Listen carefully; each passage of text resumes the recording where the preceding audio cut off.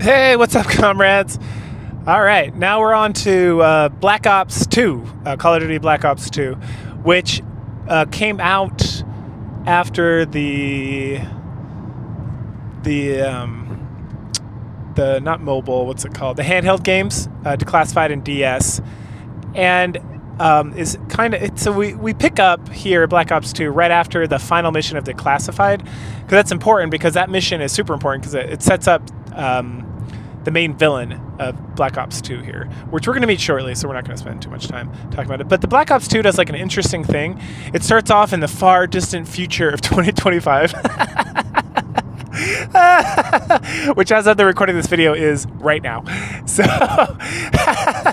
that's so fucking stupid.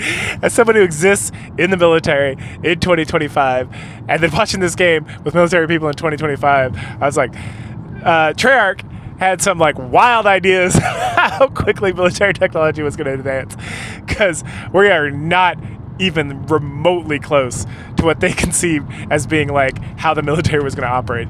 Now, there are drones, and drones are a big part, but these drones are like the drones in this game are like fully working like like helicopters with like missile systems and like all this other shit, and there's like gloves that can hold on to anything, and there's like there's so much shit, man.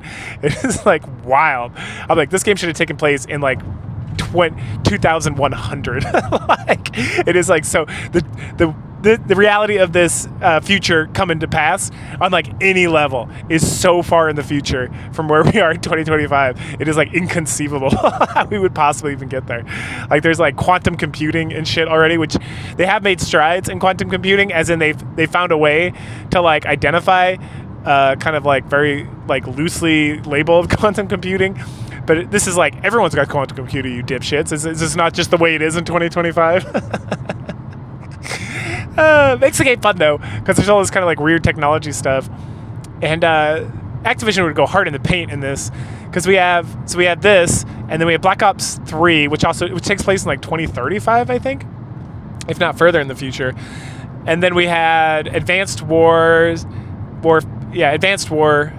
and then I thought there was one more. I can't remember the name of it. That was also like future tech. So I'm not gonna play Advanced Warfare. It has like nothing to do with anything. I'm barely like playing. I'm gonna play the Modern Warfare, the new ones, because there is some like references to it in these games, and I feel like there is kind of like a loose timeline connection between them, based on like characters we see, like in Cold War when we run into Zakharov and such. But the other thing that really starts to happen here in the timeline is that the story, like characters from like Black Ops 1 and from Cold War get really intermixed with like the Warzone thing that's going on. I don't know much about it. I've never played it. My understanding is it was just like a Fortnite clone or like a PUBG kind of clone thing, but there's like a whole storyline that kind of goes with it. And so like we have Adler that is first mentioned in Cold War, who's supposed to like always been there all along, right? And then he like comes back in Black Ops 6, and you're like, it's been like a decade, and it's like, what has that dude been doing for a decade? And there's like no explanation. And then I get on like the Wikipedias, and I'll talk about this more when I get to Black Ops 6, which is next after this, because there's like all this stuff that like, it's like, oh fuck, what happened to Adler? And then like you had to play like Warzone Season 2 or something to like get the full story about what happened. And also, in Black Ops 6, it's like, okay, at the end of Cold War, we're fighting like this very specific villain, and then it's like, did we defeat them? And then in Black Ops 6, it's like we've completely moved on, and it's like, what the fuck? And it's because Warzone took over. And then there's the whole zombies timeline, which kind of bleeds into it as well. Specifically, if you remember Weaver from Black Ops 1, I think that's his name. The guy lost like his eye. He disappears from the regular Black Ops timeline because he heads into the zombies Black Ops timeline, which happens concurrently with regular Black Ops timeline. But as I mentioned before, I'm not going to go too much into that. I've already gone more into that than I planned on ever doing.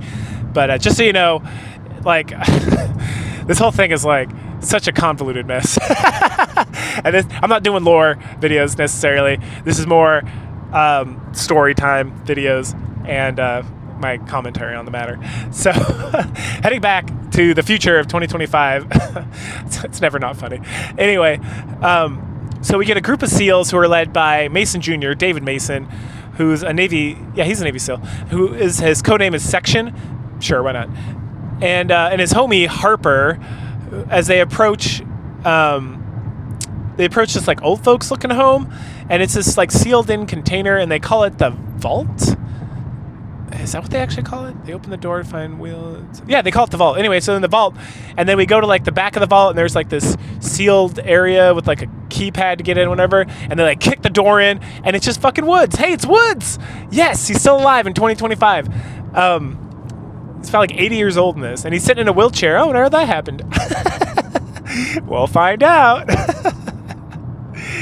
Anyway, Harper's like, hey, old man, was Raul Menendez here? And it's like, oh, Menendez, that's right. That's the guy that we killed. The CIA operative killed the father of Raul at the end of Declassified, right? So that's the connection. And then we get kind of a flashback from Woods where this like old Menendez man with like who's missing an eye, he's like talking to him about something, and he says like Edamana, and then he hands him like this medallion on the end of a chain, and then leaves. And so Woods kind of informs him that that's what's going on. And then the whole killing the father thing like comes up, but it's not really Menendez's like motivation to do anything, to be really honest. He seems like very unconcerned in the story of this game that his father was killed by the CIA, like very much unconcerned. Like he's got a whole other motivation that but they do bring it up, which, you know, canonizes Declassified, which is interesting, along with some other stuff that came up in Declassified as well. Okay. So we learned that Menendez is running this group called Cordis Dia, and that Cordis... Oh, we learn more about it later. But Cordis Dia is like real bad. It's the worst terrorist organization since Osama bin Laden, and that really times when this game was made, because there's so many far worse things than fucking Osama bin Laden, who was just a CIA plant anyway. But yeah, so we came to talk to Woods. I don't know why he kicked the door in, or whatever, but we need to know about him right now because he's stirring the pot with Cordis Dia. And then Woods is like, all right, let me turn on your like your eye camera, like your Google Lens or whatever that's built into like your eyes at this point or whatever. Let me tell you guys a story. And it's like back in 86. Back in 86, when David was just a young boy, he was living in Alaska with Alex, and Alex had like retired from military life, but I had gotten myself into some shenanigans, and so Hudson and Ollie North, the Ollie North guy from the controversy with Reagan, they had to come to get Alex because Alex needed to come rescue me, Woods, because Woods was captured on like a barge in Angola where there's like a civil war or something going on. There's like a warlord fighting another warlord or some old shit. I don't know. I'm not familiar with that war that much. But it's July of 1986, and David gets like really butthurt. Hey, you said you weren't going to go to do shit anymore. I miss Mom. And Alex is like, shut up, be a man. This is Uncle Woods. I gotta take care of my motherfucking best friend / brother forever, and my husband from Cold War. And then Hudson's like, oh, hey, David could just stay with Julia and the kids again. So he's married with kids, which comes up later. So it's good writing because it gets brought up here, never spoken of again, and then close to the end of the game, it's like relevant again, and to try to like pull some emotional strings. The writing's in this one's not really super great, but I do appreciate that they tried. Like there was some effort in some of the side stuff that's going on. Anyway, so fuck David. It's time to rescue Woods. So we head to Angola, and it starts off, and there's like a man burning in an oven, but it's a guy burning in a helicopter that crashed that Alex had like survived from, and we're trying to open it up so the guy can escape, but he's dead. And then we meet Savimbi. I think that's how you pronounce it. He's the head of this like militia force, or he's the warlord, and he's super happy about war. He reminds me a lot of Reznov, so I love him. I love him with all my heart. He's so fun. He's got a big old fucking grenade launcher looking thing, and he hops on the back of this like APC, and he's like, come, Mason, we will defeat whatever force this is, and once we do, I will tell you where your friend Woods is. And it's like, all right, let's do this. And so we have this awesome battle where we're like in the savannah or some shit. I don't know where Angola is because I'm an American, but it's a like African plain, and the sun's setting, and we're just like, we're fighting dudes in tall grass, and then tanks show up, and we call in some strikes, and it's great. The whole level is fantastic. And then once we clear it out and we like win the war or win the battle, so we're like, hey Savimbi, so I need to find Woods. What's going on? And he's like, oh, hold on. And he's talking to one of his guys. And then Hudson shows up in a helicopter, and he's like, come on, man, we gotta go rescue this guy. And he's like, all right. He's on there's like not a caravan. What do you call it? Maybe it is a caravan. He's on a boat. There's like a boat. It's not called a caravan when you're on a boat. What is it called? I don't remember. Anyway, the boats are traveling, and the Americans are all trapped inside like a container on the main boat. So it's like, cool, thanks, brother. And so we head out. We take the helicopter. We blow up a bunch of ships. We land on the ship. We kill those guys. We clear it out. We take control of the ship. At that point, we find Woods. We open the container in the middle, and it's a bunch of like dead troops. They're all fucking dead. They're dead and rotting and gross looking. And Woods is there, and he's barely alive. Like he's all shrunken and like been starved to death. And but he survived. So Hudson grabs him, and we go out with to blow up a helicopter, and the helicopter crashes into the ship, and then we end up underwater. It's fucking pretty epic. Not gonna lie. And so then we kind of sneak around for a little bit, and we find some Cubans that are here in Angola. Like, what are they doing here? Causing some problems. That's what they're doing. So we kill some of them, and then we sneak up, and we hear Raul Menendez talking to Kravchenko on a radio, and we go up, and I don't know if there's really like a recognition that this is who this guy is yet, because Alex just walks up, puts a gun to his head, and it's like, hey, I need to use this radio, so call this number so we can get like airlifted out of there. And then Menendez like fights back, so we fight and we grab him, and then some Cuban troops come in and we hold them hostage, and then he pulls out a grenade and we knock it out of his hand, and he tries to stab us, and then we shoot him in the eye, and then we like dodge out of this building and we make a break for it, and then we're like fighting Cubans as we like run down this like little river area. And eventually we get to the end, and we're like, oh, we're fucked, because here comes a helicopter. But then, dun-da-da, the helicopter is piloted by Savimbi, and he's here to save us. He's like, oh, my friends. And they're like, hell yeah, fuck that. This guy's awesome. And so he saves us, and then Hudson gets like shot in the arm by one of these asshole Cuban guys, but then Woods shoots the other guy, and he keeps repeating, he's like, you're not going to kill me. You're not going to kill me. And it's like, oh, bro, chill. You're fine. And then we go back to the future, and then we just get like Woods being an old man, just rambling, which is good because it fills in some of like the missed stuff. Like I thought Woods was dead. Remember, and if you're playing this back in the day, and you probably didn't play the Vita version, and they probably understood that, they kind of like fill it in real quick. So like Woods mentions that Raul Menendez, his dad was killed by the CIA, and then he took over the drug trade, and it really grew and grew and grew, and he became super rich. And then he also talks about like the current political climate, which is like, so there's China and America that are like the two superpowers, but then America got lazy, like it got bogged down killing nobodies in like the Middle East, and China was able to like make a deal with Russia and create like a superpower, and that they have a monopoly on rare earth minerals, which is what we use to like make cell phones and the drones and everything. And so America had to like bend the knee to China. Meanwhile, Cortes Dia is like the social media group that is led by this mysterious figure named Odysseus, and Woods is like, Odysseus is Menendez, people are retarded. And it's like, okay, there he is. And they view him as like a savior, and like this social media organization has like billions of people on it, right? And so it's like they're able to like crowdfund like a what is it called, like revolution in like I think Iran and some other country, and so it's like a pretty big deal.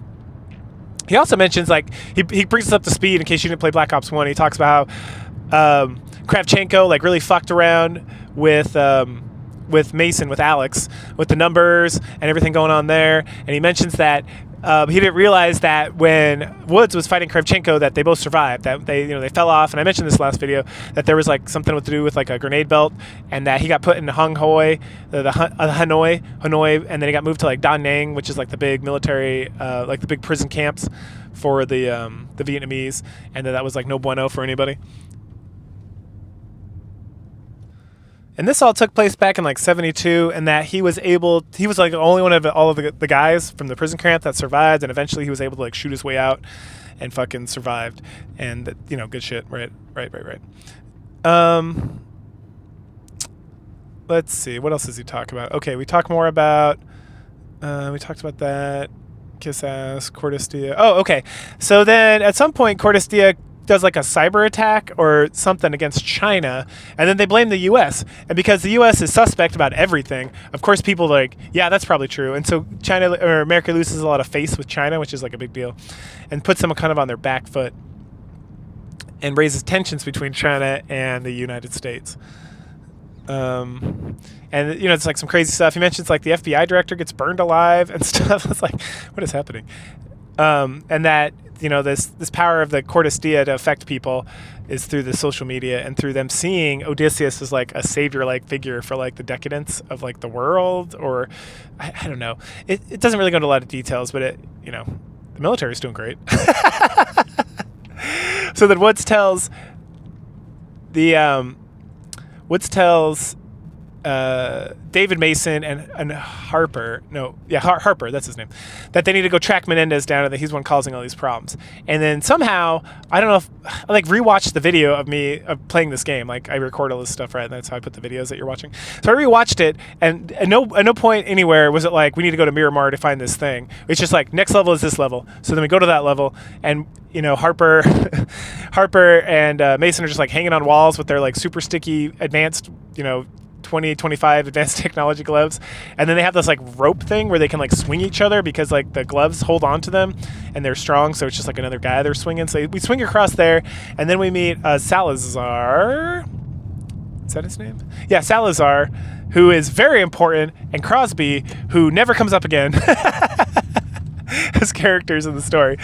And we all have like our wingsuits, and so we wingsuit through the jungle, and it's pretty fucking fun, not gonna lie. And then we hit the ground, and we stealth a little. We don't really stealth that much. It's like we stealth to like observe what's going on, and there's a bunch of like these troops standing around, and then we kill all of them and get to like this gate, or not even a gate, like a big door that they've constructed, and we blast the shit out of that, and then head into these ruins. And at the bottom of the ruins, we find the entrance to like this research laboratory.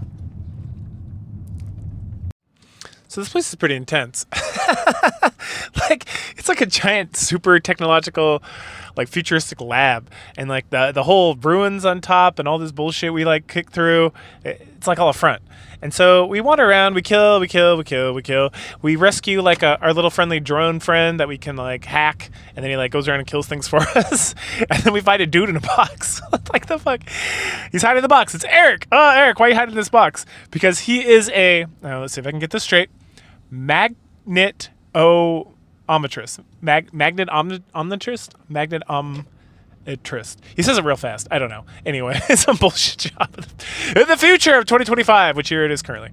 Anyway, so Harper harasses him and kind of, he almost like slaps him around a little bit and is like, where the fuck's Menendez? And then he's like, why is he here? What is this bullshit? And he's like, oh, he's processing Solarium. What's Solarium? Solarium's a new rare earth metal that no one's ever discovered before, 2025, but now it's here, and it's going to render all technology irrelevant, obsolete. It's so powerful, and it's got so much conductive property or some bullshit that it I don't know, it's super special. Don't worry about it. Apparently. Oh man.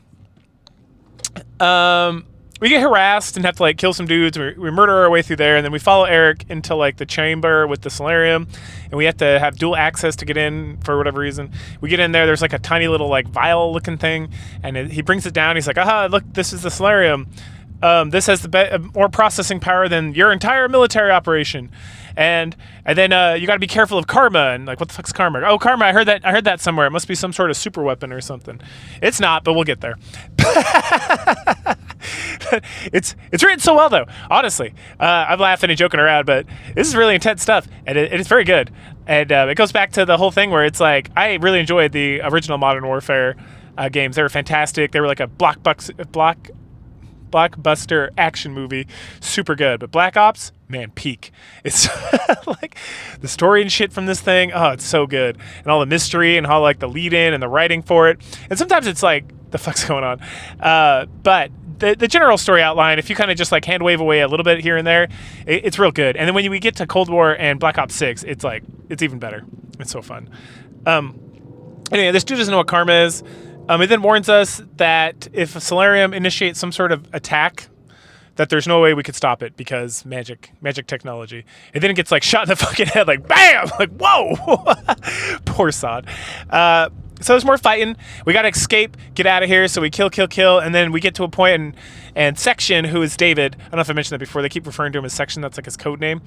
He's like, whoa, everyone chill the fuck out. It's Admiral Briggs. Like, oh, Admiral on deck. Boo, boo, boo. Little fucking Navy whistle and shit.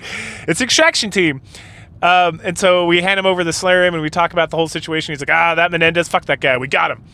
Later on, we're like walking around in the aircraft carrier or whatever we're like traveling around in, and just talking about like, I gotta get Menendez's head. What's his plan? What's he planning to do? And they're like, hey, Salazar, you grew up in Nicaragua while he was like coming to power. Like, what's his deal? And then Salazar, he looks real haggard about the whole situation. Like, how are you making me recall this bullshit? And he's like, it all started with the first Cold War. And he talks about the Contras and how they were assholes and how they like ruined stuff and like hurt his family and stuff. And then also in 1972 there was like a colossal earthquake, and that his family lost like everything again. And then he references the Vita game, Declassified, and how the U.S. sent CIA operatives to kill his father after. And this was like after him and his father had like recovered from the earthquake and everything. Oh yeah. I forgot to mention the most important part, his sister. So there's the earthquake. It ruined everything. Everyone's in a lot of trouble. And then the year after that, so 1973. His sister got crippled in a fire, and then him and his dad became super rich drug dealers in Nicaragua, and then the CIA killed his father, and then Menendez was like, fuck those guys, hate America, it's time to run guns in Afghanistan. So he did. And so the CIA started to hunt them down. They said Kabul, but this is not anywhere near Kabul. It's like a big desert area, which is a different part of Afghanistan. Anyway, and then at that point, David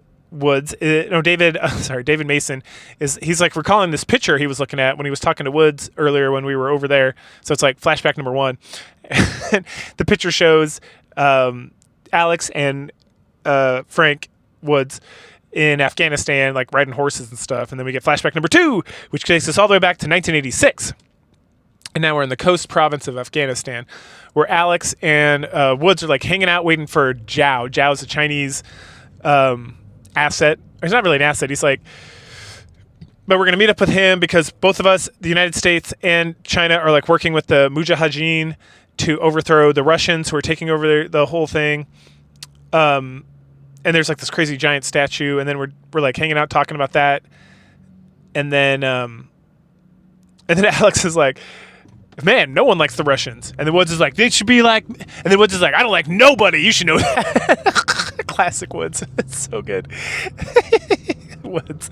Now that poor Reznov's gone, Woods is hands down the best character in the series. We get introduced to like another couple fun characters later on, but for now, it's so good. Okay. At that point, it's like, look out, and we like duck, and some horses come jumping over us, and there's Zhao, the Chinese guy, and like his crew, and he's like, I'm going to take you to the Mujahideen leader. Hop on these horses. So now we get a like horse ride. It's all right. We ride over to the Mujahideen. I don't know, I can't fucking say that. Boss, and it's fun. The whole thing's this part's kind of weird because we get on the phone with Hudson, and Hudson's like, hey, have you met up with Zhao yet? And we're like, yeah, we're headed over to the leader. And he's like, all right, let me know when you get there. And then we show up and Hudson's there, and I was like, what? Why were you telling whatever? Oh man. And then so the deal is we're going to help the Mujahideen like drive the Russians out or protect their base. In return, they're going to give us information about Menendez. Spoiler alert, that never happens. So the Russian assault begins. So we head out. We like break down like we blow up some stuff so they can't get in one way, and then we ride back, and then it's time to like ride our horse around and blow up like a whole bunch of tanks and helicopters and just kill like a massive army of guys by like throwing motors at them and shooting with our shotgun and firing rockets, and like it is so ridiculous. Fucking helicopters. They hate helicopters so much in these games. Anyway, we get that done. So we head back to the base to get the info, supposedly, which again, we don't get. We then jump back forward in time to 2025, and Woods is talking about how badass Alex was, but he brings up the numbers, and he's like, man, Alex said after all that shit with Kravchenko and whatnot that the numbers were gone and that he was good, but every now and then I'd see him like twitching and like looking around, and he just, I don't think he ever like really got over it. Okay, back to 1986. We're like, oh no, the Russians are attacking again, time to go. And so we head out, and there's this giant fucking like Mad Max looking tank with like a big bulldozer front to it, and it's like twice the size of like a normal tank. And I'm like, the fuck is this?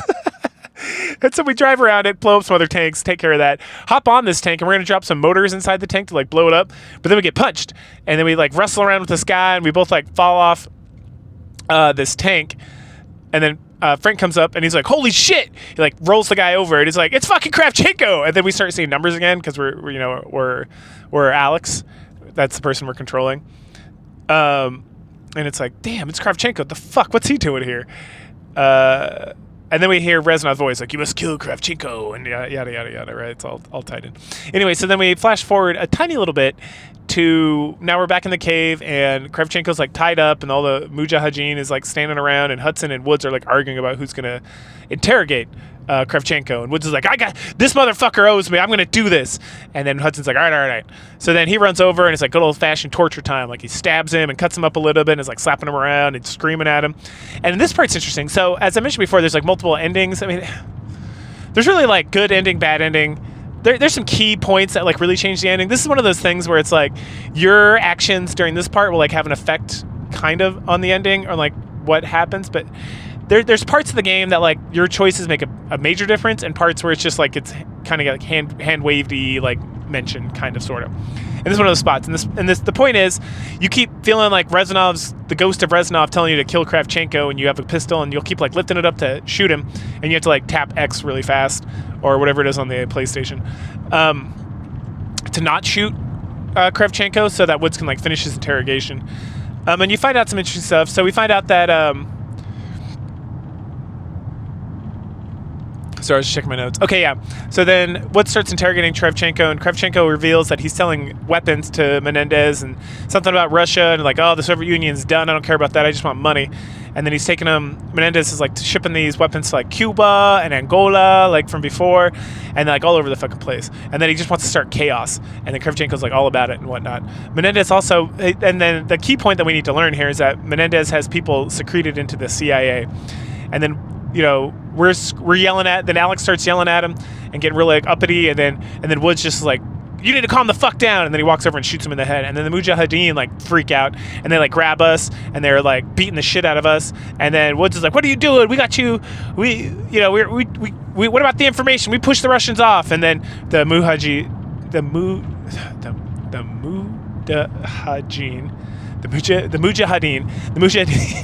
leader is like, no, you Americans, you're always the true enemy. And in my head, I'm like, what the fuck we did to you, motherfucker?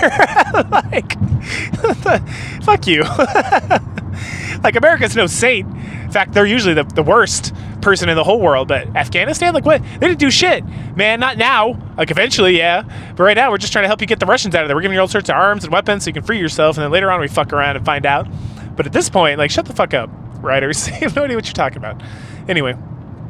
The leader then mentions that Menendez is paying them. He wants us to suffer and be killed. So then we get beat the shit out of, and we get dropped off in the desert, and it's like, good luck. And then we're just lying there as Alex, and we see like Woods and Hudson and stuff. But Woods, when he's like recalling the events, he's like, we were buried up to here. And I was like, no, not really, but I guess maybe. And then he starts talking about how Reznov again, and how Alex like, no, I know Reznov's dead, there's no whatever, but he's every now and then he'd like glance over at Alex and he'd be like chit-chatting to somebody who wasn't there, or like he'd get kind of like shaky about stuff. And then at this point, Woods is like unconscious, but they get saved. But who saves them? Woods doesn't know who saves him, because he mentions that like when I asked Alex about it later, he said Reznov came and saved him. And it's like, and the Woods is like, if that motherfucker's still around, why didn't he stay around after he rescued us and like explain what the fuck was going on? I don't believe that shit for a second. And then in my head I'm like, well then who saved you? Because that's it. That's it. That's the end of that part. At that juncture, let's see. Oh yeah, we're back on the battleship. And we get introduced to the side missions. So the side missions are these like kind of tactical, real-time strategy things where you can like control, you can like order like different units to go certain places and defend certain parts of a map or attack certain parts, and then you can like go inside them and control like drones or humans or whatnot. They're all right. Like, I almost want to say they're hit or miss. You have to complete them all with like you have to complete them all to get like the quote-unquote good ending. Where you like save the world. But I mean, again, it's the ending, like the canon ending is actually not the good ending, but it only leads into like Black Ops 3, which is like so far in the fucking future and has nothing to do with the rest of the Black Ops games. So it's almost kind of like, get the ending you want, it doesn't matter. Like, I'm gonna tell you right now, and Black Ops 3 is the last one we're gonna do, so it's gonna be a minute, like a few weeks, a few months before we get there after this. But Black Ops 3 has virtually nothing to do with these other games. It's like, it takes place in like 2065, and it's like there's some vague references to like Menendez and Nova 6, but that's all you get. So you do the ending you feel the best about. That's how I feel about it. Because at this point, nothing matters. I hear like the next Black Ops game coming out in like 2025 or 2026 might be somehow connected to David Mason and like try to connect Black Ops 2 more tightly with like the rest of them, but I don't know. We'll see what happens with that. All right. Okay, so then Briggs comes out. He gives us a brief about now. What is it? Commissar? Chairman Zhao, who is running like, so there's, I don't know if I mentioned this before, but in the world politics in this game at this juncture, there's like America and the Western Bloc, and there's China and the Eastern Bloc. But it's really just China versus America. And so these side missions are all like in India or Iran or different places in like China's sphere of influence, where we go and we like protect them from like Menendez or from China or whoever, or the Russian, whatever.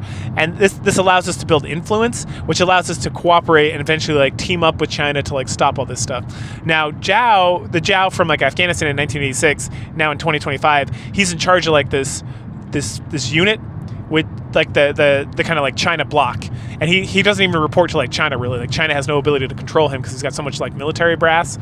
Like he just is in huge control of this like joint operated forces and doesn't like really report to anybody. So he's a big problem. But these side missions are really focused on like dealing with him through these like surrogate like support things in certain areas. Again, like India and Iran and I think Pakistan maybe, or maybe Russia even. I don't remember all of them, but yeah. Okay. So we get a lowdown on that and something. Let's see, join coalition, David Hart. Okay, yeah. So we do a couple of those missions, and then we head back to like the main story, and we got David Mason and Harper. They're just like boxing because man doing man stuff is manly or something, some old bullshit. But that's not to diminish boxing. Boxing is dope as shit. I used to box a lot. It was fan-fucking-tastic. I'd get riddled now if I tried to do it. It'd probably break a bunch of shit. Back in the day when you're young and like, your bones heal and shit. It's pretty dope.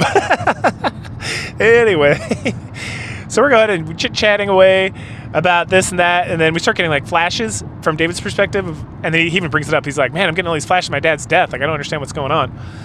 And like, I don't know, man. But let's see, Noriega. Okay, and then we remember that Woods was talking. So we're kind of going back to Woods.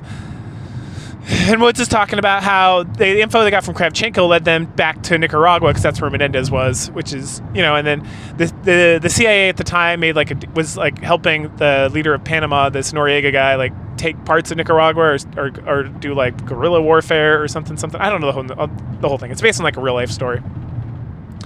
So if you're interested, you could Google that shit, Noriega.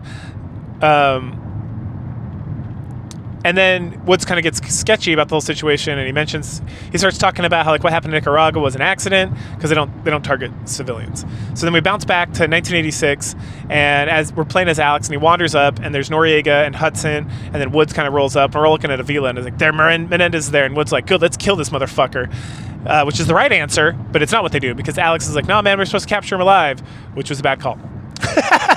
So they should have killed him. Anyway, Noriega is talking about how his men are already set up and they're going to go in there and snag him and bring him out, and then we can like extract him out of there and everything will be great. And then we switch over to Menendez. We get his first-person view. He's like checking himself out in the mirror and thinking about how handsome and brave he is and such. And his sister's like curled up in a ball. I don't know if she's like sad or she's just like taking a napopotamus on the bed when he hears like some commotion, and he runs over to the door, and there's one of his goons, and the goon is like, hey, and then he gets shot, and then Noriega's men like roll in, and they're like holding Menendez down and screaming, and one of them rolls over to Julia, I think is Menendez's sister's name, and like pulls her out of the bed, and the Menendez like goes red, like he gets berserker rage, and like rips out of the guys who were holding him, and he goes and like kills the guy who like pulled his sister out of the bed before he gets like dragged back down and knocked out. At that point, he wakes up. He's tied to a chair, like on a hill, like a little bit away from his villa, and there's Noriega. Noriega is like, hello, and he's carrying this big ass shotgun thing. And then Noriega is like, he shoots both his men, and he's like, no witnesses. And then he cuts Menendez free, and the Menendez attacks him. And, Noriega says something about like, you owe me a favor now. And Menendez, he ain't giving no fucks about no favors. So bad, Noriega, bad. You're a piece of shit in real life too.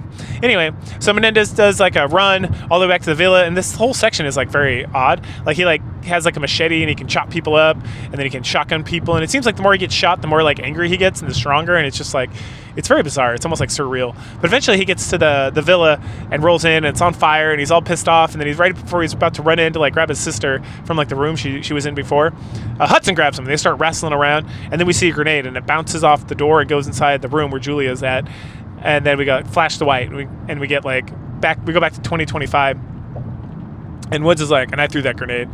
I had lost it. I had no control over myself because I was so angry and I just wanted to kill Menendez so bad for what he did to us back in Angola.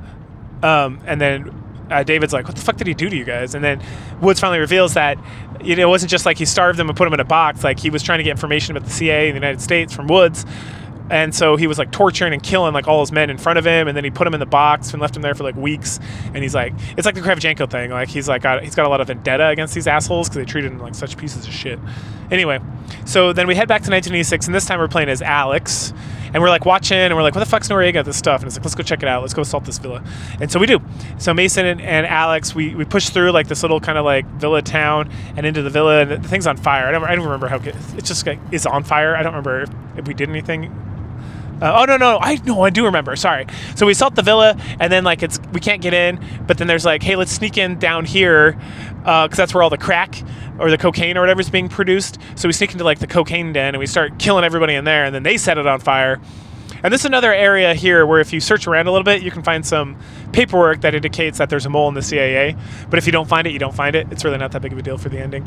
Especially if I feel like, from what I understand, from reading a little bit about like what this whole ending thing was about, if you got Kravchenko, you like to get like the good, quote unquote, good ending for this portion, you either have to find the paperwork or get Kravchenko to admit there's a mole. You don't need to do both.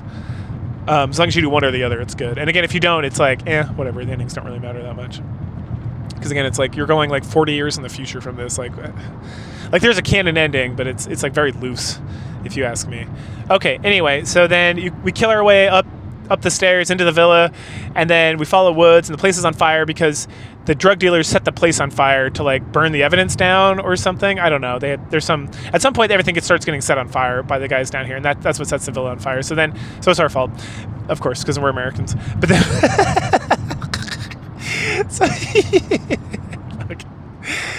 biggest terrorist in the world.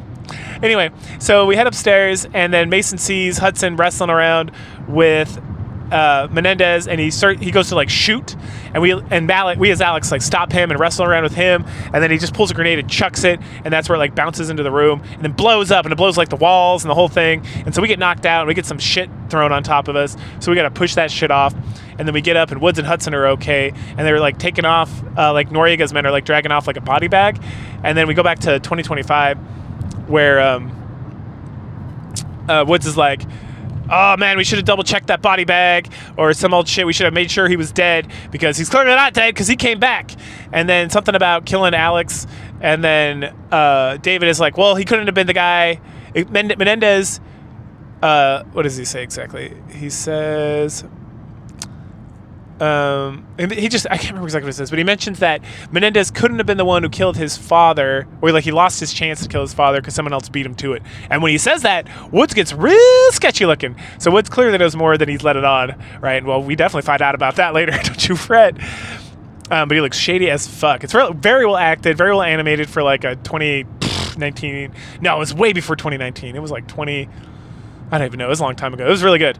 Like, the story in this, again, is like excellent. The characters, the dynamics, the setup for stuff. Oh, it's so good. Black Ops 2 is very, very good. I like Black Ops 1 better, but this is very good. It's very enjoyable. Definitely, if you enjoy Black Ops, Cold War, 6, all that stuff, checking out 2 is like worth your time and investment. Now, it does some of that future bullshit, but it's not that bad. It's honestly not that bad at all. And the story is interesting, and it all ties together. It's very well done. All right, so after that, we get another flashback. It's like flashbacks on top of other flashbacks on top of other flashbacks. So we flashback because David's like, wait, so is this what did Menendez want? You still haven't told me what Menendez want when he showed up. And then we see Menendez. We get a flashback to that. So Menendez is walking around. He hands him that medallion and says, now it begins. And then we flash forward back to 2025, or like a week later or whenever Menendez visited him versus now. And Woods just really doesn't want to talk about it. He's like, that's all I got to say right now. I got nothing else to say about this bullshit. And that wraps that up. After all that fun nonsense, Briggs is briefing us on the next mission. There's an asset, Fareed, who has infiltrated Menendez's operation. He informs us about this real big douchebag named DeFalco, who is in Pakistan and doing some like real shady business. And it somehow involves Karma, which again is this like secret weapon with the Ceruleum and all this bullshit that we're trying to track down. So we want to go track DeFalco down because, you know, either we'll get information from him or Menendez will have information because he'll give us information about Menendez or something, whatever. We then chit chat about Karma and Ceruleum and all that a little bit more. And then it's time to get jazzed up to dispense some justice. At that point, Harper says something. He says, like, suffer with me. He's like, yeah, man, we're going to get this motherfucker. We're going to do it. He's like, yeah, you ready, David? Are you ready, Section? And he's like, yeah, I'm ready, man. He's like, you ready to suffer with me? And then David has like and he has like this flashback and he's like tied up or he's like laying on the ground and he's all drugged up and he sees like a sketchy dude and it's Menendez and he sees his dead dad and it's eliciting all these flashbacks for him. And then he talks to Harper about how he was kidnapped and he saw his dead father. And then he's like, I always thought it was a vagrant. They told me that it was just some random vagabond that like killed my dad, but it was Menendez? He's like, I got to ask Woods about this. But first, it's time to figure out this Karma thing. So we head over to Pakistan, and there's like a torrential rainfall, or like a hurricane, or monsoon, or whatever. So it is flooded as shit. And we start off, and David is working like we're like in an area, and we're getting shot up. Harper, Salazar, and David. And then David is activating a claw. A claw is like this big walking drone thing. And once he gets it up, it's like, cool, we're good to go. Time to just kill. That's what we do. We wander around the flooded streets. We kill. Eventually, we get to like this place where there's like a huge torrent of almost like a tsunami thing through the streets. And it's like, oh, fuck, we're going to get swiped away. And there's like a gate, and we have to push and press X to pay respects or whatever. Press F to pay respects. So we push X a bunch of times. We break through this like alcove area and run up some stairs, and we don't get swept away, and so that's super nice. At that point, it's time to do some sneaking. Once we walk through the back alleys here and see some like poor Pakistani people that are being abused by the weather. We get out of that, and there's some drones flying around, and we're like, uh-oh, we don't have any rockets to destroy all these helicopters. Oh, no. So then we got to play some sneaky time, and we got to like sneak around and hide and make sure we're not being seen by their lights. And then eventually we get to like a sewer. We climb through there, and it's like, all right, cool. We found the area that's going to have where like the DeFalco and his people are. All right, so we contact Briggs, and he's like, here's some schematics. We use the claws to like triangulate some bullshit, something. And we're like, cool. So we hop out of the sewer, and then we use like a grappling gun, a grappling thing on our gloves to get to the top where we can see DeFalco. We can see a bunch of people, and it's like, all right, so we use like our magic 2025 technology on our wrist to like view people, and then we finally get a match. And it's not just DeFalco, it's Menendez. And so then we start recording the conversation. And at this point, you needed to get some intel. And I think this is one of those parts where you don't actually have to get the intel. I don't remember. I just got it because I was just getting stuff. But, you know, if you don't, you don't, I guess. They're talking about, like, the 17th of June and drones and, you know, just some other random bullshit stuff. But we follow them around. There's, like, a cute little spot. I died a few times here, not going to lie, because I would, like, get too far ahead. Or it's, like, there's still, like, these drones flying around with their lights. What do you call them? They're like overhead lights or whatever. And if you get spotted, they like shoot you up real good. At some point, we're like swimming around. We get into a bait. Like we record Menendez, and then we move to another spot, and then we record Menendez and DeFalco talking, and we move to like a third spot, and we record them some more. They're like in a hangar. And then we're like, okay, cool. We moved into this building. How are we going to get there? Oh, we're going to go underneath. We're going to go into the water and swim underneath and get in. And then we're like underneath where Menendez and stuff is, and we're using like our super 2025 technology to like see through the floor and hear what he's saying. And someone's like, hey, we think there's an infiltrator. And Menendez is like, looks right down at where we're at, and he's like, I know, I brought them here. And he's like, da. And then he tosses a grenade. And we're like, fuck. So we dive in the water, and then we like swim out of there, and we're getting shot at and stuff. And we got to like move our asses. And it's like, all right, we got the information we needed. We got to evacuate from this place. And so then we meet back up with the claws. There's one claw, but if you use like you can always equip like an extra item at the beginning of every mission. And if you should just equip the thing that lets you access secret spots, because it always has like super awesome weapons or like a second claw and all this stuff. Anyway, so I have 2 claws. So the one claw's up on the building and one claw's coming through somewhere else, and they just like murder the shit out of everything. And then are like, flying out of here is not going to work. So we hop in these trucks, and we blast our way through the city, and we're shooting shit, and we hijack a drone, like a flying drone, and that helps us out, and we can control the drone, or we can control the guys driving through the water street. So good stuff. And then we get to a point right at the very end of the level, so it's kind of annoying, where there's like an explosion, and then there's like a gout of fire being shot at, and if you run into it, then it burns Harper's face, and it can affect like the next mission and like the overall story, I guess, on some levels. So I had to play through it twice to make sure I didn't do it. It's kind of tricky. I had to like stop and then kind of like circle around it a little bit. Well, normally you're just like cruising through this thing, firing at people and doing whatever else. Anyway, at the end of our little jaunt, we meet Zhao. Hey, it's Zhao. It's that guy who helped Alex in Afghanistan all those years ago, who's now like the general of like the Chinese NATO, who has China has no power over him, and like we're in direct opposition from him because we're like helping the Iranians and the Afghanis and all like the Asian countries. We're like helping out the Orient fight against them and give them like support so they'll join us and not join them. But we're like, whoa, we're here to kill Menendez. And Zhao's like, oh, I love killing Menendez. All right, you know what? Enemy of my enemy is my friend. Let's be friends. I'll help you guys get out of here. And then I guess he does. It's kind of weird. Whatever. It's time to do more subquests to gain control over the Orient from the Chinese immediately afterwards. So we do that. This one's like it's like a convoy. So you're like going through this like Afghani, like the Afghan level essentially, but in the future of 2025. And we're just trying to make sure that the convoy gets enough stuff through so that it's like the president of Afghanistan or something. I don't remember. It's some all bullshit.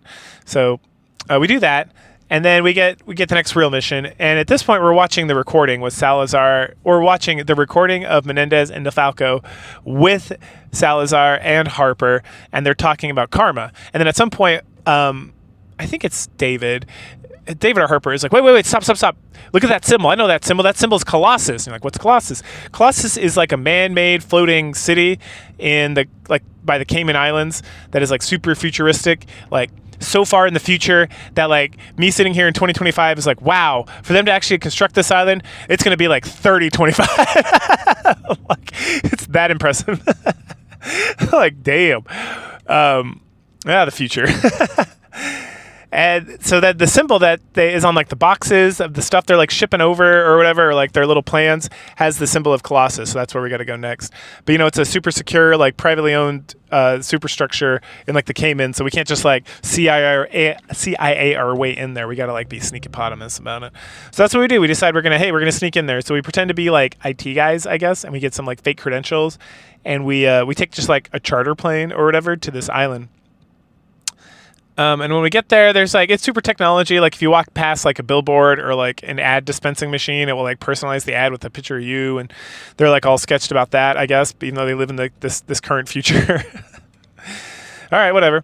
We're able to like sneak our weapons in there and stuff because of like reasons, because it's like technical equipment that we need in this area or whatnot. Anyway, so we're taking an elevator down. We're talking about how like these people are like so opulent that it's kind of ridiculous, and like those with the haves and the have-nots are so different that it's easy for Menendez to like manipulate people, because the have-nots have like nothing, and then these people have like such opulence that it would make like the greatest pharaoh of Egypt like weep in envy. It's pretty good. Oh man. So Harper's gonna he's gonna get out, and he's just gonna kind of sweep the floors and kind of see what's going on. And as soon as he gets out, he bumps into this girl. And he apologizes and goes. And then Salazar and David, we like get our bags full of weapons, and we pull them out, and then we head down into like the IT area, because we're gonna like hack into the server, and then we're gonna search the whole boat for the symbol of karma, the symbol that's associated with karma, so that we can track down the super weapon.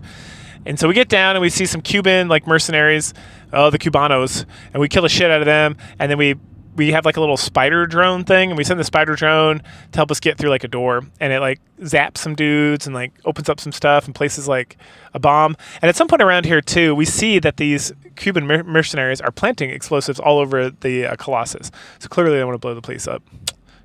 Anyway, so we finally kill our way and spider our way to the server room.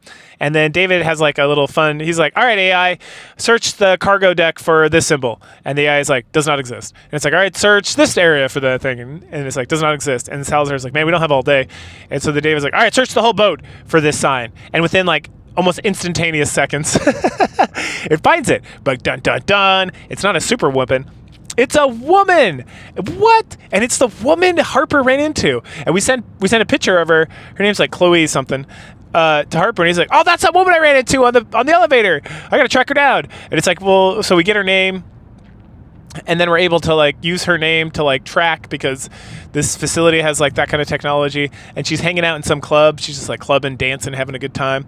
And so Harper's like, "All right, I know where that's at. I'll meet you over there." And then we, David and Salazar have to like kill their way out of this underground area, so they, gosh. So we could get up into the club, and then we put like our weapons away, real sneaky like, and we head over into the club. And we see that Harper is like met up. Harper sends us like a video of him doing this. He like meets up with Chloe and is like, "Hey, we gotta help you get out of here, man. Like they're after you." He's like, "Who's after me?" It's like the Menendez, and she's like, "What? Fuck!" And like, you know, so he's with her, and so we finally get to the club and meet up with them. But then who shows up? DeFalco and some of his cronies, like the Cubano mercenaries, and they start shooting the place up. And DeFalco shoots somebody and then grabs another girl, and it's like Chloe, come out, or I'm gonna kill this one. And she's a soft-hearted individual, so she's like, "I'm right here, take me, please stop killing people." And then he's like, "All right, good." And then we pop up and we start fighting and killing dudes, and so there's like a fight out in this thing, and it's really well done. And I've noticed the Black Ops games do a pretty good job with this, where it's like the maneuvering, right? So it's like you and Salazar are like shooting over like a barrier at some guys, and then you go to move next to him and you like tap him on the shoulder. Like in the game like taps him on the shoulder as you're walking by, so he can duck a little bit, so you can like shoot over him as you go. So you're both still firing, but then like you're communicating without talking in like the hectic firefight. And it's like that is exactly what you're supposed to do, right? It's a lot of hand gestures and like tapping each other. Like when you breach, you don't say shit. You're like, "We're gonna breach. Let's breach. 1, 2, 3, breach." You set the charges, and you and you move your hands, and then you tap people, and people tap back and forth to make sure everyone's ready to go. And then you'll have a designated spot to like blow the shit out of people in that room. Right, it's good stuff. And I don't remember if the Modern Warfare games had this, but it's impressive that it's in this, and it was in the other Black Ops game, and I think it was definitely in Cold War at some point as well. So like, again, it's one of those situations where it's like, man, those original Modern Warfare games were fantastic, but Treyarch's really like crushing it here as well. Like I feel like people gave him like a real hard time for not being the original Modern Warfare. And no, don't worry, I've already played the new Modern Warfare games. We'll get to that. You can't tell by the tone of my voice how I feel about those already. Anyway, back to a good game. Here we shit. So then we kill, and then we have to rescue Karma from DeFalco before he gets on like his extraction, his helicopter, get out of there, and we have to fight our way through. And the Cubanos like set off the explosions, and then the security is like all disembobulated, so we like help them recover and get them weapons, and then we get some more weapons, and then we team up with them and we start killing dudes and killing drones and blowing shit up. No helicopters, which is shocking for Call of Duty game. There's not a single helicopter in this level that I blow up.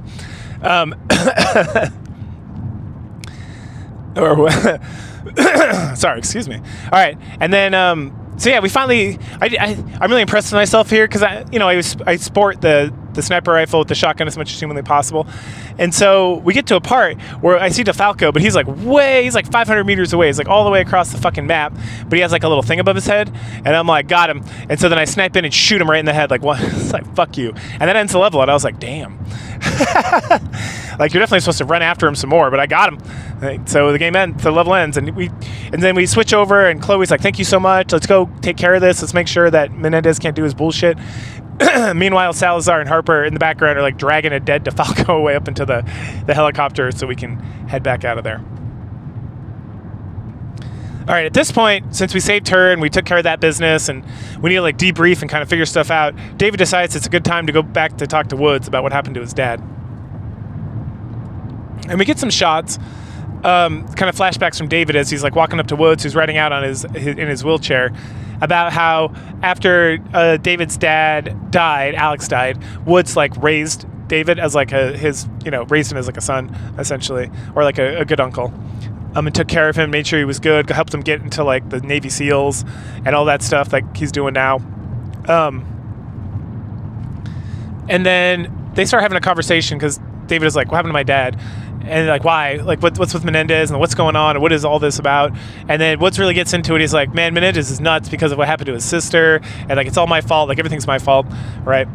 And he just begs. He's like, what happened in Panama? Like, because Panama in 1989 with the invasion of Panama and Noriega and all that is when his dad died around that time period. It's like, you got to tell me, man. You got to stop bullshitting around. You got to tell me.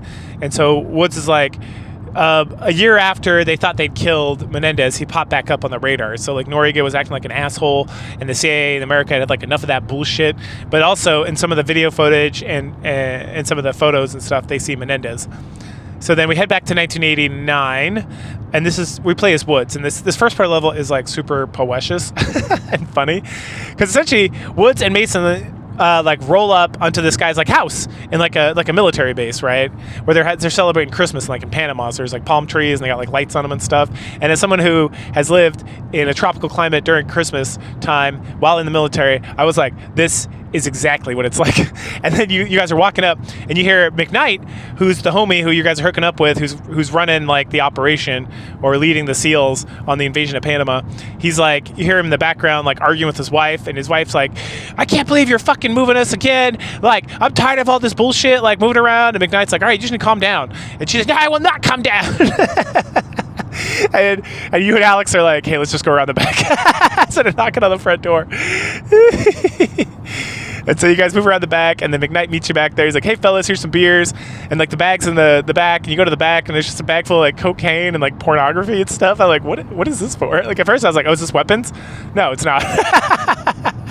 Is this what we're going to use to, like, sabotage Noriega or something? I don't know. I don't know what the point of that was.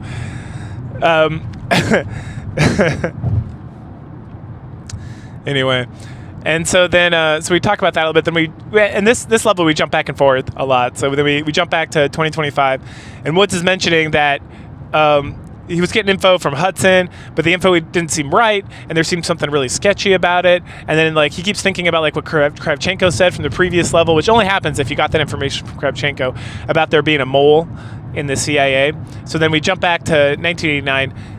And we're on a boat speeding towards like Noriega's, or towards like Panama, or like the city that we're supposed to take over where Noriega is hiding out. And we hop off the boat and we get up. And again, we're playing Woods in this level. And Woods mentions a couple more times that the communication was shit, and that he was getting weird vibes, and he should have trusted those vibes instead of just doing what his job was. And then we start getting Hudson's not like responding, but McKnight is. So McKnight's kind of guiding us and helping us with like our portion while like the invasion's going on. We're doing like some other stuff that's slightly different.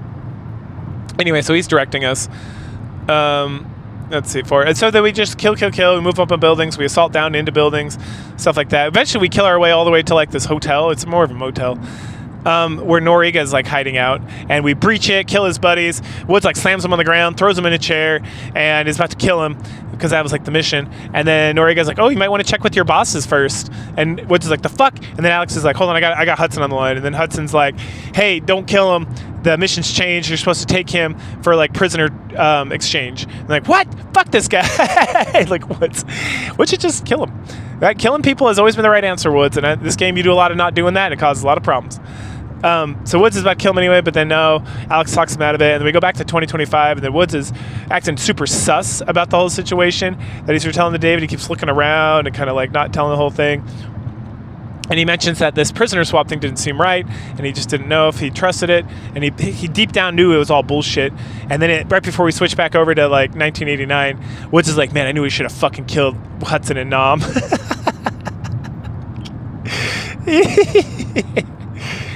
Oh man. So now we have to escort Woods and Alex.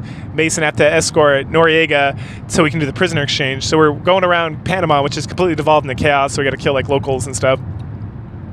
And at some point we give him a pistol because dragging him around is not so great. And it's not like a hard escort mission, as in like you have to worry about escorting him and keeping him alive. He like keeps himself well alive enough. Anyway, so the new goal is to take him to some army checkpoint, so we kill and move around and kill some more. We get attacked by like a helicopter at some point because we didn't have one last level, so we need one this level. And at some point we're like jumping from building to building while the helicopter's blowing shit up and stuff. It's all pretty epic and, very Call of Duty-ish. And finally we like track down this army checkpoint, we hit it. Then we shoot forward back to 2025 And then Woods is talking about following the chain of command and how he's a good soldier and he just does what he's told, and that it should have worked out right, but because the chain of command was all fucked, that it didn't. And that the main mission is to get your guys and get them back home, but like this time it didn't happen. So then we shoot back to 1989 again, and then Mason is like taking off to do something else, while Woods and Noriega are heading up for the prisoner exchange. Like, we're gonna go scope it out, make sure the prisoner is the person we want, and then we're gonna kill him essentially. While Mason, I can't remember. He's off. He like does something else. He's like taking care of some other business, or he went to go look at something, or to make sure something else. He's like, maybe he's just at a different vantage point or something. And then we get Woods remembering Kravchenko again, talking about a mole in the CIA. And then Hudson mentions that the prisoner swap is for Noriega and Menendez. We're like, oh, good. As soon as that motherfucker comes out, I'm going to kill him. And so we're on the roof with the sniper rifle, and Noriega's standing there with like a stupid-ass grin on his face. And then they bring the prisoner out, but he doesn't have... He has like a bag on his head, and we don't demand that they take the bag off for some odd reason. But it's like, all right, there he is, shoot him. And so then we can shoot him. And this is like a turning point in the game. You can either get the good ending or the canon ending, depending on if you shoot him in the head or you shoot him in the leg. And I won't tell you which one right now. It's a surprise. Oh, goodness. But so then we shoot him, and he goes down, and then we get a scene where Woods is like running out to the body to like confirm kill or whatever, and then Noriega's got this like stupid ass grin, and Woods is like, "The fuck's wrong with you? What is that god awful smile? Like, what's going on?" And then he's like, then Woods finally is like, "Oh, there's something like real bad going on. I definitely need to like hurry up." So he runs. He gets to the body that he just shot. It takes off the helmet, or not the helmet, takes off the bag on the head, and dun dun dun, it's Alex. Woods shot Alex. Woods killed Alex. It wasn't Menendez. It wasn't some vagabond. It was Woods. Damn, son. And then at that point, Woods like pulls out a pistol to shoot Noriega, and then his knee gets like blasted out with a shotgun blast. Menendez rolls up with a shotgun. He's like, "Fuck you!" And you're like trying to reach for your pistol so you can kill him, and then he blows out your other knee, and you're still trying to crawl. Woods is still trying to crawl to pick up the pistol, and Menendez like knocks him the fuck out with his head because Menendez is fucking crazy. And then we shoot back to 2025, and David is like reeling from the revelation that Woods, his like uncle, essentially killed his father, Alex, and he's like, "Oh, what the fuck? What the fuck?" And then we shoot back to 1989, and now we're in that room that David keeps seeing, where he sees his dead father, and where that creepy Menendez is chatting with him. And we see that Hudson is also tied up to a chair. Woods is on the ground. Alex is dead over there, and then David's like drugged up near him, and then Menendez is still wandering around with a shotgun, like ranting and raving, and Hudson's yelling at him, and Woods is just keeping his damn mouth shut. And then at some point, Hudson says the reason he betrayed Alex and Woods was because if he didn't, Menendez would have killed David. So it's to protect David, right, the whole time. So kind of the right. I'm sure Alex would have agreed that was the right decision. Anyway, so Menendez rants some more, saying, "No, that's not why. It's because my sister. Fuck you guys. Fuck America. Blah blah blah blah blah." And then Menendez says, "All right, I'm still going to kill David unless one of you two dies. So who's going to be?" And then Woods doesn't say shit because fuck Hudson at this point, right? And Hudson's like, "No, I got a wife and kids. I can't." And then like real quickly, he's like, "Oh, you know what? Fuck it. Kill me." And so then Menendez comes up and blows his knees out, and then pushes his chair over and shoots him and kills him. Man, Menendez like really fucking hates kneecaps. Jeez, what an asshole. He then kind of like tells this. He says the crazy thing to David, where they're connected. And next time you see this like symbol from this like thing that he gave Woods earlier, you're gonna remember. You're gonna remember like how sorrowful it is that your dad was taken from you, and you're gonna be just like me because my family was taken from me. And then you'll join me or some bullshit like that. Like he's been a real sick creeper asshole kind of guy. So then at this point, we shoot back to 2025, and then David's like starting to come. He's starting to like come back from the reeling, and he's like, "You know what, Woods? There's nothing you could have done. This isn't your fault." And like then Woods laments and was like, "Alex," he's like, "Your dad and I were the best. We were the very best, and there's still nothing we could have done." And it's like, damn, that's true. They were the best. They still couldn't stop Menendez, and they were the best there was. And that kind of wraps up that level. So now it's time to get that motherfucker Zhao, who has been nothing but cordial to me this entire game. But in the background, he's been a real asshole. And China wants him dead. And if we want to unify with China, we got to help them so that they help us. And then at some point in the game, they'll send some drones to help us out, which will be super nice of them. But only if we get Zhao and kill that motherfucker. So, we headed to Pakistan. We blow up his carrier. They got these kind of helicopter things. So we blow the shit out of that. It crashes. We use our tactical strategy game to kill our way over to that. Then we kill him, and then everyone high fives each other. All right. So anyway, back to the actual game. In this next mission, we take control of Farid in Yemen in 2015. So Farid is our mole on the inside. We talked to him before, but this time we get real deep into it, right? Before we get to that, though, we're hanging out. We as David, Harper, and Salazar are all chilling with Karma / Chloe, and she's doing her technology magic, and she's talking about creating a worm to disrupt Menendez shit, or that there is a worm but she's got a counteraction to it, and that she's working on a Cerelium something bullshit, something hack this and whatever. Anyway, while using her hacking magic, she finds that Menendez is targeting major cities in America and China because she wants to shut down everybody, I guess, so there can be no war, which I don't know if I necessarily disagree with that, but that's what he's doing. And Menendez is an asshole, so fuck that guy. Then we also find out that the attack is scheduled for Juneteenth.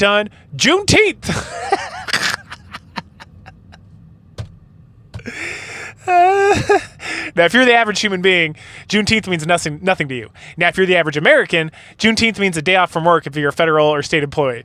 Now, what is Juneteenth? Juneteenth is some crazy bullshit that some whack, woke, crazy people came up with at some point. And they're like, it's the abolition of slavery. And that's what Salazar literally fucking tells us when he's like, Juneteenth, that's the abolition of slavery. And I'm like, no, it's not. The fuck are you talking about? you dumb nincompoop. Where are you from? You definitely aren't American. You definitely came from Nicaragua or where the fuck you came from. The fuck are you talking about? Abolition of slavery. The 13th article of faith. If you could fucking Google this, and Google is the worst search engine because it is the most curated. So you get the most curated feed. You get the least amount of factual information. But even in fucking Google, if you Google literally Juneteenth, the abolition of slavery, the first fucking thing that comes up is the National Archives of the United States of America.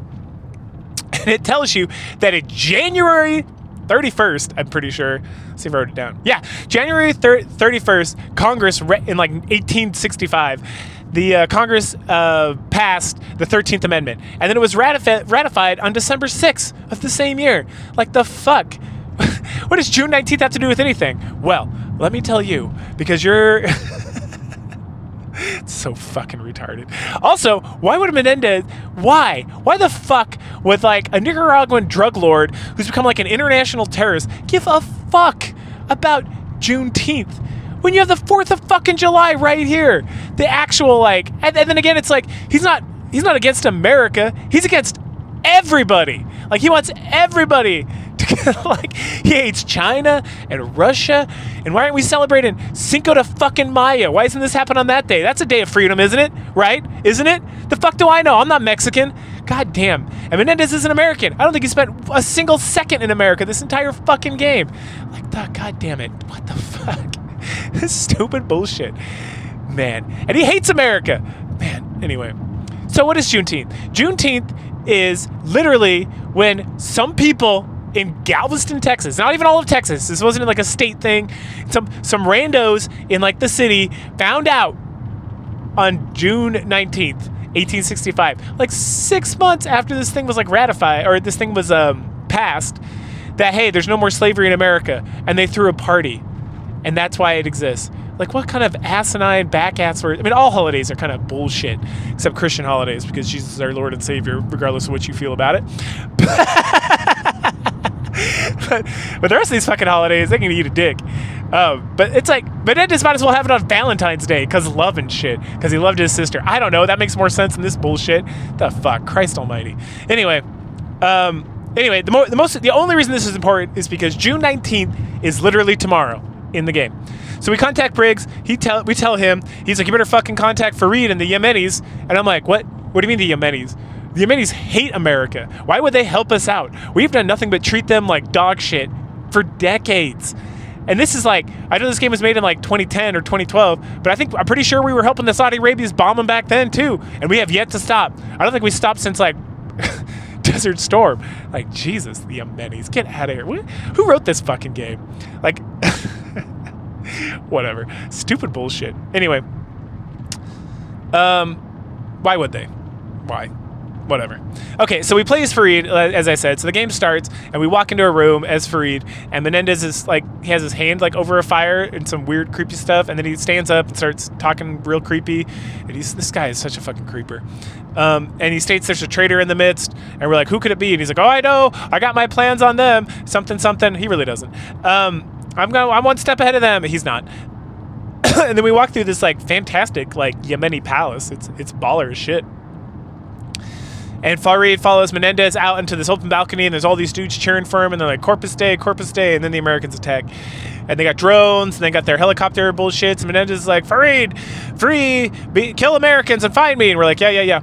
And so we as Farid, we help Menendez escape from that whole thing, and then we like kill a bunch of drones, and we get some minigun action, and then we're sniping dudes as usual, and eventually we meet back up with Menendez, and he's still being creepy as shit, and then there's a helicopter looking thing, and he shoots it down with a rocket launcher.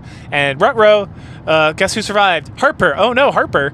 Oh, at some point Menendez says some bullshit like, he grabs our hands and is, give American blood on your hands. That is excellent. And it's like, yeah, of course we do, you asshole. What the fuck?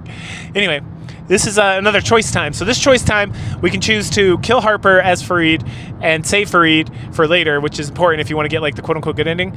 But if you don't give a fuck about that, because the good ending is not the canon ending, apparently, according to, I don't know, nerds on the internet. I don't necessarily agree with that, but okay.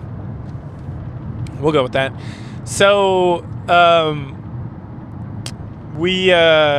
then you can not kill Harper, and then Farid gets killed, which stops him from doing other things later on. Anyway, at some point, David rolls in with another hella thing and like shoots everybody, and then they all run away except Farid, who just stands there, very obviously in the center of this area, and is like, I can't believe I did this. I'm so sad. And David's like, don't worry about it, bro. Here, we'll take you out of here. No, you don't have to fret. And it's like, okay. Like he's no longer used as an asset, I would dare say, because he obviously works for the Americans because he did not die, did not run away, but sure, whatever. At this point, we take over as David, and after Farid apologizes and we say, no, you did the right thing, don't worry about it, we kill our way through this town, we kill our way across the sweet bridge over some ruins, and finally we get to like another helicopter looking thing, and we bust in there with Salazar and crew, and then we're like, haha, motherfucker, Harper if he's still alive, but he was not in my playthrough. And Menendez is just standing there, so we arrest him, and then we head back to the Odysseus, which is the boat we operate out of. Once we get there, well, first of all, we see General Petraeus, who's now the Secretary of State in this like fantasy world where someone would actually like put him in charge of anything after he was like a complete disaster as a general in the United States Army. Whatever. So he is, of course, a woman put him in charge. Whoa! Of course it was a woman. Dumbasses. Okay, anyway, so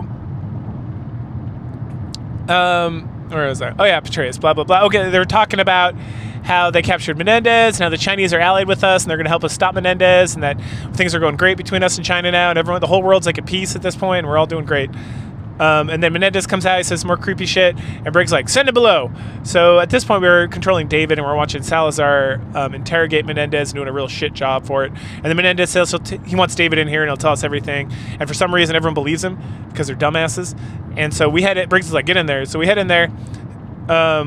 And then he just, instead of telling us anything, he just says this like whacked out story where it's like, my sister was burned alive because some American wanted, or she wasn't burned alive because she died in the grenade. So she was burned because some American burnt a warehouse down because he wanted like $11,000 from like the insurance fraud or whatever. And you're like sitting here in like 2012 or whatever this game came out, you're like, that's not a lot of money. But if we go all the way back to like the 1960s, that's a hell of a lot of money. That's definitely worth burning down your warehouse for. That'd be like hundreds of thousands of dollars. Anyway, and then he says, we're the same. And okay, sure, we're the same. And then Briggs contacts us and tells us we're under attack, and we're like, shit, we're under attack. And so then we like step out to go take care of that business. We're like, Salazar, take care, like watch Menendez. And then there's like a guy just standing outside the door, and he gets shot. And we turn around, and Menendez somehow magically, not because Salazar helped him in any possible way, he defeated this like 70-year-old man, like fucking defeated like a Navy SEAL in his prime, and like took him hostage. And we're just like, yeah, that makes sense. How about go fuck yourself, Menendez? You should have just shot him right there. And then Salazar, and if Salazar got shot, it would have saved everyone a whole lot of stress and worry. But we didn't because we're dumb, and the writers need the plot to happen. So there you go. Okay, so at that point, we get knocked upside the head, and then we come to, and Salazar's just standing around fine. He's like, all right, let's go. And still we ask no questions. No questions were asked, like, at all. Like, we for a fact know there's a mole in the CIA, and we know there's a mole with us, and we know there's strange issues going on, but yeah, we're just going to roll with it. Fuck it. Anyway, we kill our way to the observer deck where Briggs is. We're not quite there because it's, like, locked up tight, so we're in, like, an adjoining security room where we can watch a feed, and, we're watching that feed, and then we take control of like Menendez, and Menendez is talking to some guard, and they are talking Spanish talk, and he's like something Salazar, and he's like, oh yeah, Salazar's in there, and we're like, ruh-roh, if you haven't figured out by now, Salazar's a traitor. Fucking Salazar. All right, anyway. So Menendez then walks in, takes Briggs hostage very easily, and then he wanders out, and there's Farid, Salazar, and Chloe are all standing there, and a couple guards, and then Briggs tells Salazar to go ahead and kill Menendez, and then we switch over to like this kind of ridiculous cutscene where Salazar takes out his gun and then shoots the two other guards, and then he fires at Chloe, and Farid jumps in front of the bullet and takes it, and then Chloe like runs up to like slap fight him, and he just like chucks her against the wall like a fucking Hulk. And if Farid's not there, then Chloe dies as well, right? And then she can't use her techno magic to like save the world or whatever. And then we get another choice here. Salazar is like, you shouldn't kill Briggs, he's a good guy, just shoot him in the leg. And so you can shoot Briggs in the stomach or in the face and kill him, or you can shoot him in the leg, and then he can like reactivate the defenses for the end story to be okay, or some bullshit. Anyway, so I choose to shoot him in the leg, because why not? And then Menendez walks up, he takes out like his glass eye, smashes it, there's like a SIM card in there, or like an SSD card or whatever, a micro SD. And so then he shoves it in the computer and uploads a virus to all the drones in the entire world that are American or something. And then somehow that gets passed on to like all drones ever because they're all in the same system or something. I don't know. It doesn't make any sense. It literally makes absolutely no fucking sense. Like, that's not how this would operate at all. Like, all these drones would be on like separate networks and like firewalled, and they would like sense something and just like shut down the network and stuff. But nah, here in the far, far future where everything, we have like billions of drones, we don't have any, there's absolutely no security. We can just like sit here at this one position with no fail safes and corrupt everything. All right, sure, why not? Fucking why not?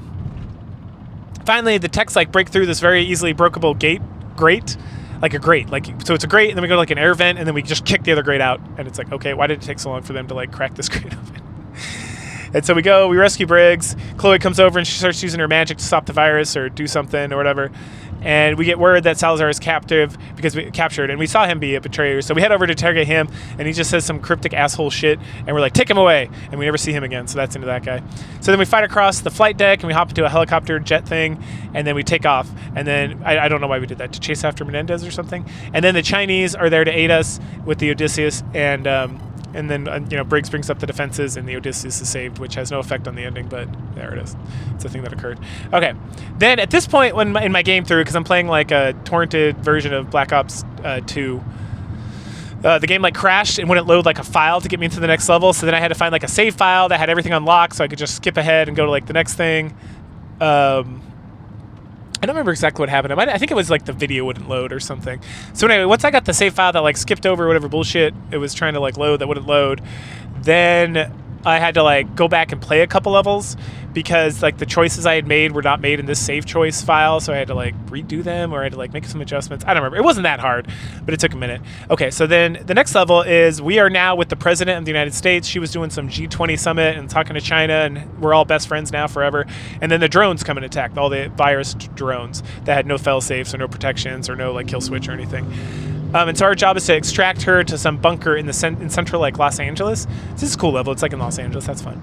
Anyway, we're riding along the freeway and people are evacuating and things are happening, and then a helicopter gets blown up and then it crashes and we have to get out and we have to like hoof it. So we start hoofing it and we're killing dudes and we kill our way through the streets of Los Angeles, and we get the president to like a ground evac unit, and then it's like, oh, the French president needs help, so we go help them. We help some other diplomats, and then like we get like a temporary girlfriend who's like flying a fighter around, and she's helping too. And we do some anti-air shit for a while, and then she crashes and dies, which is sad.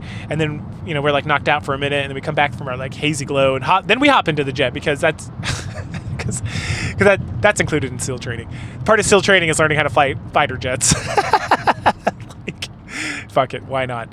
It's all drones anyway, but not this like super AI technology that allows me to just hop in a fucking fighter jet and fight as like a Navy SEAL who's never flown, because why would I? It's not affected by viruses, but all these drones are because they're, I don't know, because of reasons, because plot.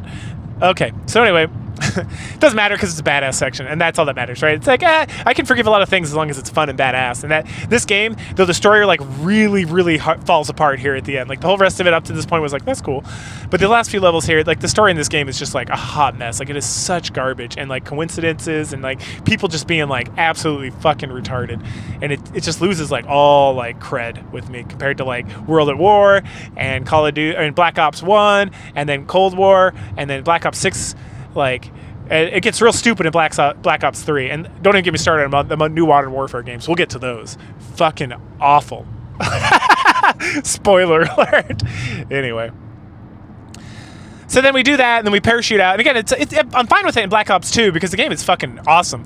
Like, everything we do, all this science fiction-y bullshit and stuff, it's like, I'm like, whatever, story's kind of a hot mess here at the end, but, it's still fun. I still get to, like, parachute out of a thing and kill this and run around the streets of Los Angeles, and, like, it's badass. And the guns are cool, and I still get the option to build my own kit every fucking level, which is, like, why is this not standard for every single one of these fucking single-player games? Like, why do I have to, like, start a new level and get, like, shitty-ass, like, garbage weapons when I can just let me use what I want to use, game. Like, why do you hate fun? Anyway, we end up meeting up with the president at the bunker. She's safe, and then some other fucker calls us a soldier, and I'm like, Navy SEALs are not soldiers. Jesus Christ. Just call your step cousin who got dishonorably discharged from the Marine Corps back in like '93 and ask him. I know he's been a gas station attendant for 35 years, but you could just call him up and be like, hey, what do you call Navy SEALs? It's like, well, you call them SEALs or sailors, but no, you call them SEALs, motherfucker. Like, why is it so hard to understand that? Whatever. What a dumbass. Anyway, we get another scene with Petraeus doing Petraeus stuff, and the president's there, and they're talking about something, and then we find out that Menendez is like hanging out. Oh no, what they talk about is like, oh, Menendez meant to get captured so he could come take over the Odysseus, and it's like, no shit, Sherlock. I figured that out like 2 levels ago. The fuck is wrong with you, kid? Why is this scene even here? Like, this, it's just telling me information that unless I'm mentally retarded, like I would already have figured out, because the game literally walked me through it. Whatever. Anyway, Menendez is now in Haiti, and Haiti is not the Haiti of the real world. It's the Haiti of the far distant future of 2025, and it's got like immaculate, beautiful city with like beautiful towering like skyscrapers, and like it's beautiful. I would visit this place. It looks better than fucking Dubai. Like, it was amazing.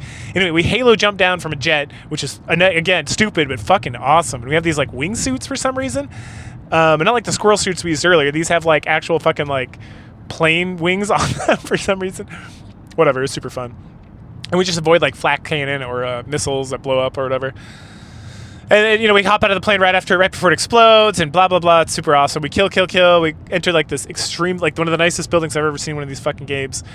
And we get to a big operations room, and there Menendez like sends out a message about, this is the end for something, and he has all the drones in the whole world like self-destruct with like his virus that he somehow is still in control over, and there's no way for us to like intercept even though it's wireless and shit, and we could just EMP the fucking drones and be done with it. What an asshole.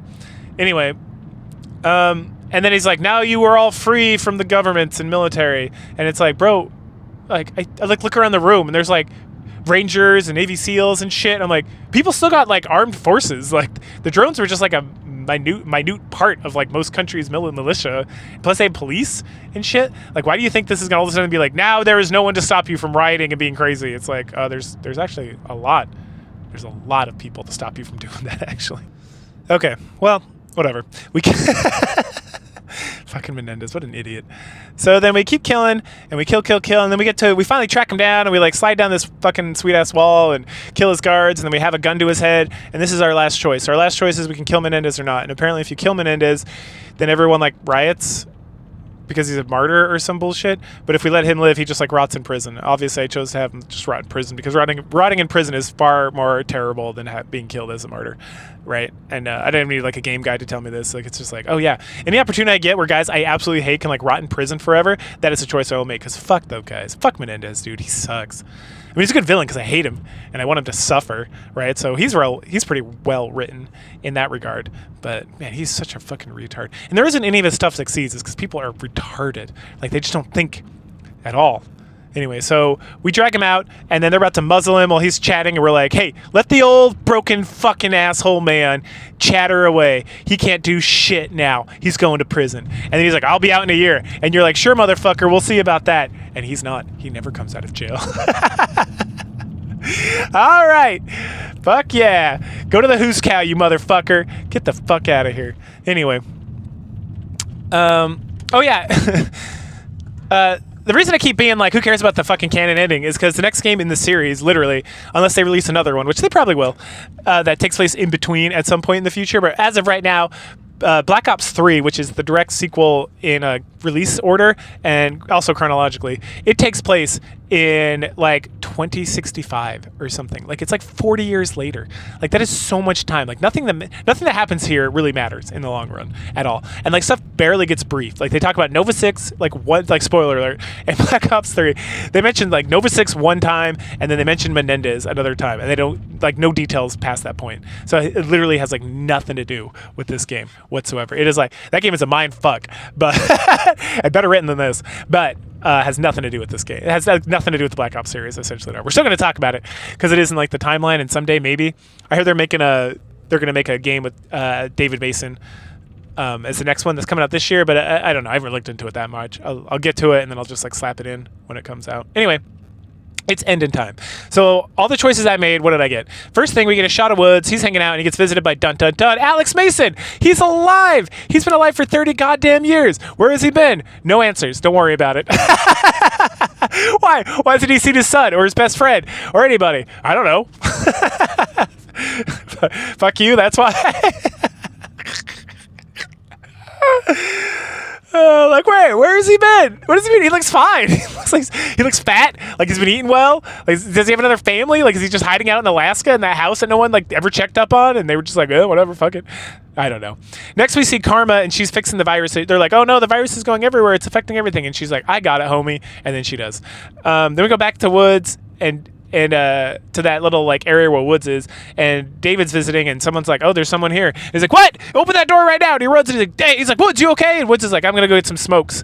This is your dad. And then we're like, oh, our dad? And then Alex is like, hey son. And you're like, I have so many questions. Where have you been? And we get like a little montage, like very short montage of just like placed, like when he was supposed to be dead, and we were like sitting there crying next to him, or David was sitting there crying next to him, and he's like winking at the camera.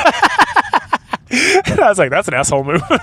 Like, Alex Mason, I like you generally as a character, but what the fuck? I don't know if this ruined you as a character because it's technically not the canon ending, but Jesus. Like, go see your son. Fuck. Like, stupid.